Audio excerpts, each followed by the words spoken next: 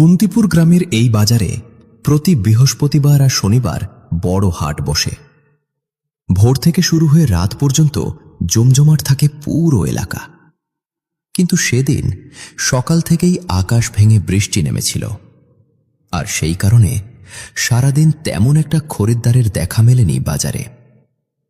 তবে সন্ধ্যার পর বৃষ্টি কিছুটা কমে আসতেই ধীরে ধীরে লোকজন আসতে শুরু করে। ক্ষতির কথা ভেবে বাজার কমিটির লোকেরা সিদ্ধান্ত নেয় সেদিন রাত ৯টা পর্যন্ত দোকান খোলা থাকবে। আরে ধুর ধুর, একটু বৃষ্টি হলো আর বৃষ্টির সাথে সাথেই লোডশেডিং হয়ে চারপাশটা কেমন অন্ধকার করে দিল। বৃষ্টি কিন্তু খুব একটা কমও হয়নি রে সৌমেন। শুনলাম দক্ষিণ পাড়ার জমিগুলিতে অনেক জল উঠিছে, আর বিদ্যুতের একটা খুঁটিও নাকি পড়ে গিয়েছে। দুর্ভাগ্যবশত বৃষ্টির কারণে বৈদ্যুতিক খুঁটি পড়ে যাওয়ায় সন্ধ্যার পর থেকেই পুরো বাজারে লোডশেডিং শুরু হয়। চারদিকে অন্ধকার নেমে আসে, তাই প্রতিটি দোকানে জ্বালানো হয় হ্যারিকেন, আর হ্যারিকেনের সেই হলদে আলোতেই চলতে থাকে কেনাবেচা।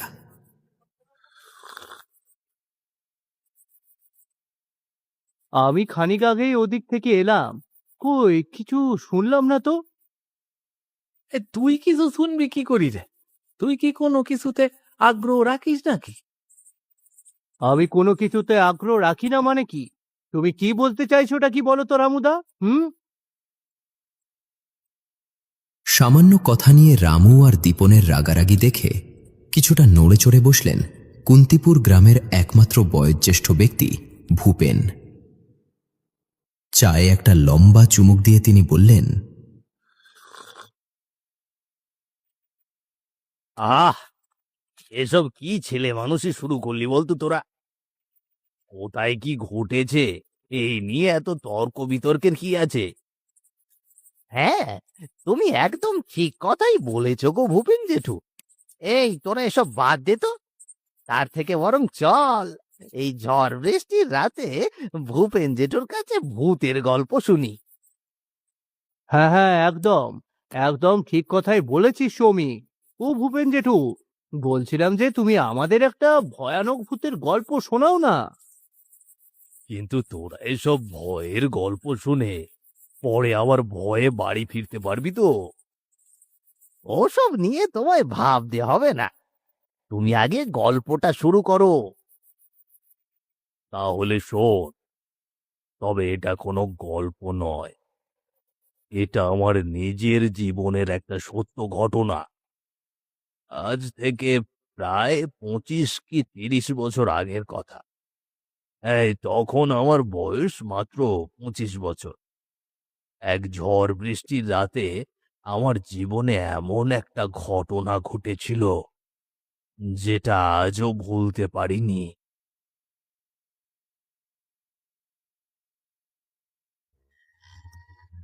আজ থেকে প্রায় 25 বছর আগের কথা। তখন ভূপেন ছিল একেবারে তরতাজা যুবক। গ্রামেরই আরেক ছেলে কৌশিকের সঙ্গে প্রায় বড় মাঠে গরু চড়াতে যেত সে। সেদিনও নিজেদের গরুগুলো নিয়ে মাঠে এসেছিল তারা দুজনে। বন্ধু, এখানে আর একা একা কতক্ষণ বসে থাকবি বলতো? সকাল থেকে গরুর পেছনে ঘুরতে ঘুরতে আমার তো কোমরই ভেঙে যাবে বলে মনে আছে। তাহলে কি করবি? গরু চড়ানো ছাড়া তো আমাদের কোনো কাজও নেই। আমি আমি বলি কি, চল আমরা একটু নদীর ধারে গিয়ে বিড়ি টিড়ি খেয়ে আসি। গরুগুলো তো এখানে বাঁধাই আছে, কোথাও যাবে না। হুম, কথাটা খুব একটা মন্দ বলিসনি। চল, যাওয়া যাক। বলা মাত্রই আর এক মুহূর্ত দেরি না করে সাথে সাথেই গরুগুলোকে মাঠের মাঝখানে রেখে গল্প করতে করতে নদীর দিকে হাঁটতে শুরু করল ভূপেন আর কৌশিক।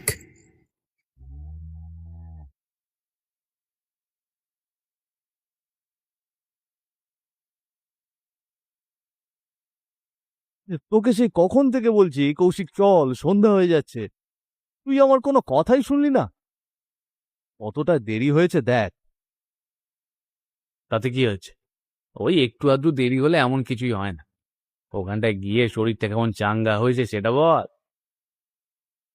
ভালো যে আমার লাগেনি সেটা বলবো না, ভালো আমারও লেগেছে। তবে গরুগুলোর জন্য ভীষণ চিন্তাও হচ্ছে। সন্ধ্যার পর তো কখনো গরুগুলোকে এভাবে মাঠে রাখিনি। আরে কিছুই হবে না, তুই অযথাই বেশি বেশি ভাবছিস। গল্প করতে করতে কখন যে অনেকটা সময় কেটে গিয়েছিল সেটা যেন টেরই পায়নি তারা। কিন্তু মাঠে ফিরে এসে দাঁড়াতেই সামনের দিকে তাকিয়েই ধপ করে উঠল ভূপেনের বুকের ভেতরটা। এ কি, আমার সাদা গরুটা, আমার সাদা গরুটা গেল কোথায়? এইখানেই তো বাঁধা ছিল। কোথায় আবার যাবে? এই আশেপাশেই হয়তো আছে, ভালো করে দেখলেই পাওয়া যাবে। আমি তোকে বারবার বলেছিলাম এতটা দেরি করিস না কৌশিক, তুই শুনলি না আমার কথা। এখন এখন আমার সাদা গরুটাকে কোথায় পাবো? তুই এত চিন্তা করিস না রে ভূপেন, চল চল গরুটাকে পুরো মাঠ খুঁজি। তারা পুরো মাঠে গরুটাকে খুঁজতে লাগলো, কিন্তু অনেক খোঁজাখুঁজির পরও সাদা গরুটার কোনো দেখা মিলল না। ওরে ওরে, আমার সাদা গরুটা, আমার সাদা গরুটা কোথায় গেল রে? এভাবে বিচলিত হোস না ভূপেন, তার থেকে চল গরুটাকে আবারও খুঁজি। পুরো মাঠেই খুঁজলাম রে কৌশিক, কিন্তু কই, কোথায় আমার সাদা গরু? ভূপেন, নদীর ওদিকটা একটু দেখি গিয়ে চল।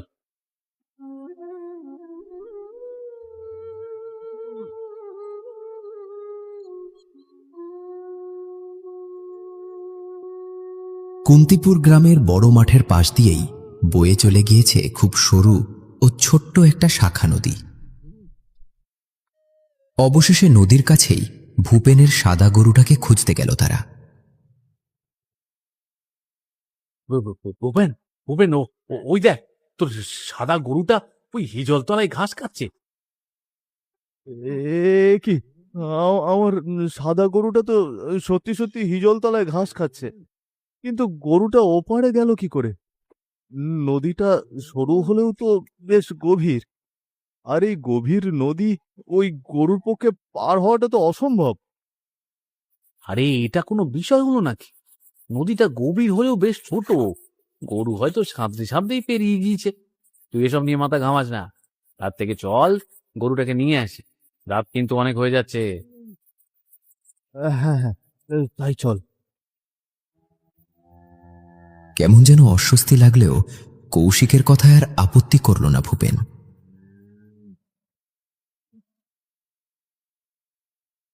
এরপর সেখানে গিয়ে গরুটাকে ধরে নিয়ে আবারও হাঁটতে শুরু করল তারা দুজন।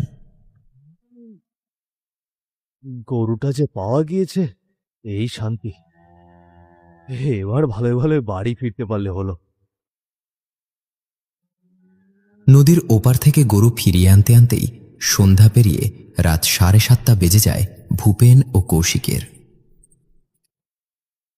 এরপর বাকি গরুগুলো নিয়ে দ্রুত বাড়ির পথে রওনা দেয় তারা। তা যা বলেছিস ভাই, আমি তো ভয় পেয়ে গিয়েছিলাম। আমার কথায় ওদিকটায় গিয়েছিলি, আবার আমি দেরিটাও করেছি। গরুটা না পাওয়া গেলে যে আমারই বেশি কষ্ট হতো।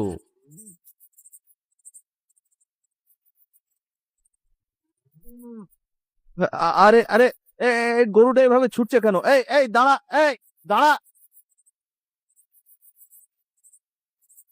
কৌশিক, গরুটা তো জঙ্গলের দিকে চলে গেল রে, এখন কি করব বলতো? এক কাজ করি, চল বাকি গরুগুলোকে গাছের সঙ্গে বেঁধে রেখে ওই গরুটাকে নিয়ে আসি। হ্যাঁ, ঠিক বলেছিস, তাই করতে হবে।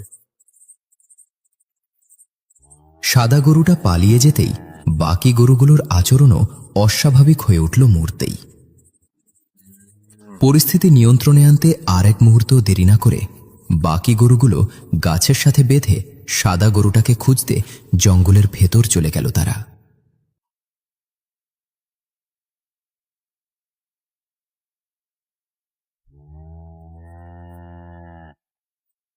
ওই তো ওই তো গরুটা। যাক বাবা, অবশেষে পাওয়া গেছে। আর কোনো চিন্তা নেই।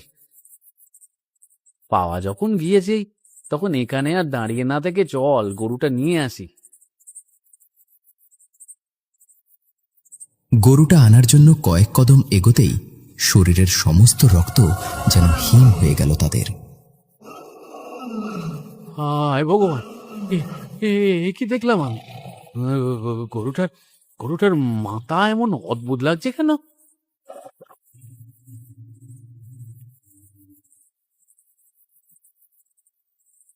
সত্যি তো, গরুর মাথায় এটা কি?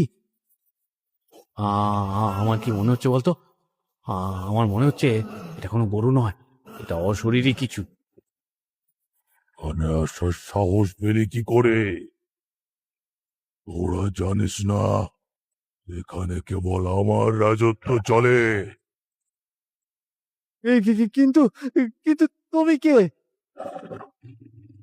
আমি যেই হই না কেন, আজ আমার হাত থেকে তোদেরকে কেউ বাঁচাতে পারবে না। কৌশিক, আর দাঁড়িয়ে থাকিস না, পালা।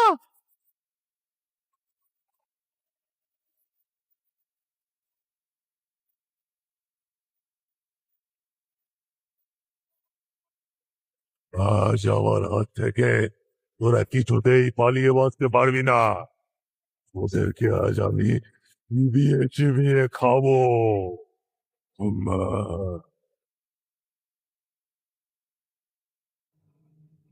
ঠিক সেই সময় পাশের শাখা নদীর ভেতর দিয়ে নৌকা চালিয়ে গান গাইতে গাইতে যাচ্ছিল এক মাঝি। নীল দরিয়া আমায় দে রে দে ছাড়িয়া, বন্দি হইয়া মনা পাখি হায় রে কান্দে রইয়া রইয়া, ওরে নীল দরিয়া। বাঁচাও, আমাদের বাঁচাও, বাঁচাও আমাদের। বাঁচাও! কে কোথায় আছো? আমাদের বাঁচাও! এ কি, এত রাতে এভাবে চিৎকার করছে কারা? কেউ কি তবে কোনো বিপদে পড়েছে?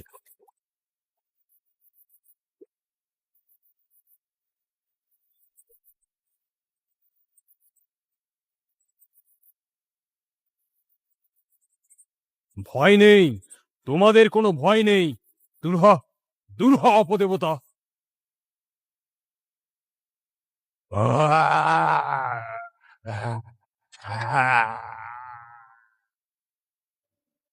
হ্যারিকেনের আগুনের আলো পড়তেই বিকট চিৎকার করে জঙ্গলের অন্ধকারে মিলিয়ে গেল সেই অভিশপ্ত প্রাণী। চলো, এইখানে আর এক মুহূর্ত দাঁড়িয়ে থেকো না, চলো তোমরা।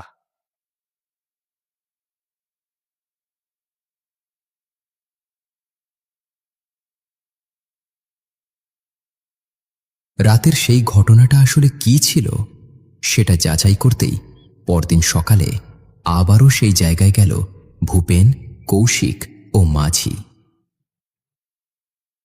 জঙ্গলের ভেতর গিয়েই আচমকা থমকে দাঁড়ালো তারা তিনজন, কারণ তাদের সামনে পড়ে আছে সেই ছিন্ন ভিন্ন সাদা গরুটা, আর গরুর চারপাশ ভেসে আছে রক্তে।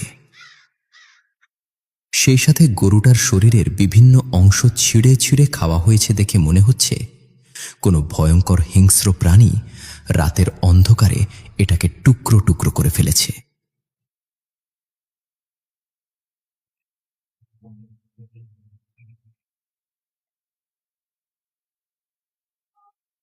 ও জেঠু, তোমরা সেদিন যে জিনিসটা দেখেছিলে সেটা আসলে কি ছিল? আমি আজও জানি না ওটা কি ছিল, তবে এটুকু জানি সেদিন মাঝি না এলে হয়তো আমি আর কৌশিক কেউই বেঁচে ফিরতাম না। তারপর আর কখনো কি এই জঙ্গলে গিয়েছিলে? না রে, আর কখনোই যাইনি, দিনের বেলাতেও না, বুঝলি তো, কিছু কিছু জায়গা আছে যেগুলো থেকে দূরে থাকাই ভালো। ধুর, এসব শুনে এখন আমার বাড়ি ফিরতে হবে ভাবতেই কেমন যেন গাটা একেবারে ছমছম করছে। আমারও একই অবস্থা ভাই।